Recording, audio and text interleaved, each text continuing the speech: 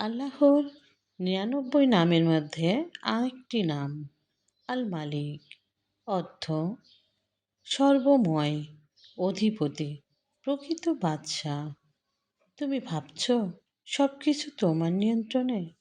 এক সেকেন্ডেই আল্লাহ সব বদলে দিতে পারে। সংক্ষিপ্ত ব্যাখ্যা: আল মালিক, তিনি শুধু রাজাদের রাজা নন, তিনি হৃদয়ের মালিক, তিনি সময়ের মালিক, তিনি ভাগ্যের মালিক। আমাদের হাতে যতটুকু ক্ষমতা, সেটাও আসলে আল মালিকের আমানত।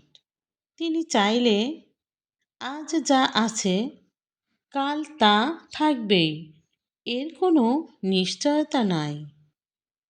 দোয়া: হে আল মালিক, আমাদের অন্তরকে তোমার আনুগত্যে নরম করে দাও। এই দুনিয়ার মিথ্যা মালিকানার মোহ থেকে আমাদেরকে বাঁচাও, আর তোমাকেই একমাত্র ভরসা বানিয়ে দাও। আমিন।